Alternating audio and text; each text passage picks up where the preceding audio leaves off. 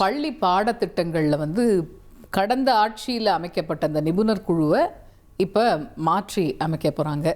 அந்த தொடர்பான முக்கிய செய்தியை தான் நம்ம பார்க்குறோம். இப்போ வந்து விஞ்ஞானி மயில்சாமி அண்ணாதுரை தலைமையில் இப்போ ஒரு புதிய குழு அமைக்க போகிறாங்க அப்படிங்கிற ஒரு தகவல் இருக்குது. கடந்த ஆட்சியில் அமைக்கப்பட்ட அந்த நிபுணர் குழு இப்போ மாற்றி அமைக்கப்பட்டிருக்கு. யார் தலைமையில் அப்படின்னு பார்த்தோன்னா விஞ்ஞானி மயில்சாமி அண்ணாதுரை தலைமையில் தான் இந்த புதிய குழு அமைக்கப்படும். இதில் எவ்வளோ பேர் இருப்பாங்க அப்படின்னு பார்க்குறோம். 17 உறுப்பினர்கள் இந்த குழுவில் இருப்பாங்க. இந்த 17 உறுப்பினர்கள் கொண்ட இந்த புதிய குழுவை அமைச்சு தமிழக அரசு ஒரு அரசாணையுமே கொடுத்துருக்குறாங்கிறத பார்க்குறோம். முழு விவரங்களை கேட்டுருவோமா?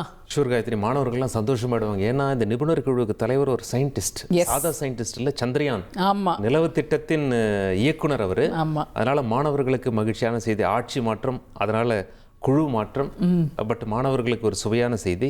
எஸ் காயத்ரி, சங்கரன் வெயிட் பண்ணிட்டு இருக்காரு, அவர்கிட்ட பேசும். சங்கரன் வணக்கம். இப்போ இந்த பள்ளி பாடத்திட்டங்கள் தொடர்பாக இந்த புதிய நிபுணர் குழுவில் 17 பேர், அதே போல் இதை லீட் பண்ண போகிறது விஞ்ஞானி மயில்சாமி அண்ணாதுரை, இது போன்ற பல தகவல்கள் இருக்கு. முழு விவரம் என்ன? வணக்கம் காயத்ரி. முந்தைய திமுக அரசுல பார்த்தோம்னா ஒட்டுமொத்தமா 1ஆம் வகுப்புல இருந்து 12ஆம் வகுப்பு வரைக்கும் பாடத்திட்டங்களை மாற்றி அமைப்பதற்கு நடவடிக்கை எடுத்தாங்க. அதற்காக 2 கமிட்டி முந்தைய கவர்மெண்ட் போட்டிருந்தாங்க. ஹை லெவல் கமிட்டி அப்படின்னு சொல்லிட்டு அப்போதைய பள்ளிக்கல்வி அமைச்சர் தலைமையில ஒரு கமிட்டியும், மற்றொரு கமிட்டி அந்த பாடத்திட்டங்கள் தொடர்பாக ஆராய்ந்து செய்து ஒரு அறிக்கையை தருவதற்காக ஒரு கமிட்டியும் போட்டிருந்தாங்க. இப்போ இந்த நிலையில அந்த கமிட்டி போட்டு இந்த டெக்ஸ்ட் புக் ப்ரிப்பரேஷன் எல்லாம் நடந்து 3ஆம் வகுப்பு வரைக்கும் புதிய பாட புத்தகங்களையும் முந்தைய ஆட்சியிலே தயாரிச்சிட்டாங்க. இந்த கவர்மெண்ட்ல மாற்றம் வந்த பிறகு அந்த 3ஆம் வகுப்பு வரை புதிய பாடத்திட்டம்ங்கிறது அமலுக்கு வந்துருச்சு. 4ஆம் வகுப்புல இருந்து 12ஆம் வகுப்பு வரைக்கும் அந்த புதிய பாட புத்தகங்கள்லாம் வர வேண்டியிருக்கு.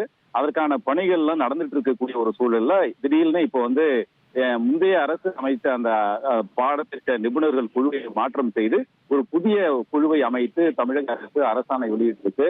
பள்ளிக்கல்வித்துறை முதன்மை செயலாளர் திரு சந்திரமோகன் வெளியிட்ட அந்த அரசாணையில பிரபல விஞ்ஞானி மயில்சாமி அண்ணாதுரை அவருடைய தலைமையில மொத்தம் 17 உறுப்பினர்கள் கொண்ட ஒரு அரசாணையாக வெளியிடப்பட்டிருக்கிறது. முன்னாடி 2 கமிட்டியா அமைக்கப்பட்டிருந்தது, தற்போது ஒரே கமிட்டியா மாற்றப்பட்டு இதுல 17 பேர் இடம் பிடிச்சிருக்கிறாங்க. இதுல ஏற்கனவே முந்தைய ஆட்சியில இடம்பெற்றிருந்த பல நிபுணர்கள் எல்லாம் இந்த புதிய அரசு குழுவிலும் இடம்பெற்றிருக்கிறாங்க. ஒரு சிலர் மட்டும்தான் நீக்கப்பட்டிருக்கிறாங்க அப்படிங்கிறது குறிப்பிடத்தக்கது. மற்றபடி பெரும்பாலான அந்த நிபுணர்கள் எல்லாம் இடம்பெற்றிருக்கிறாங்க.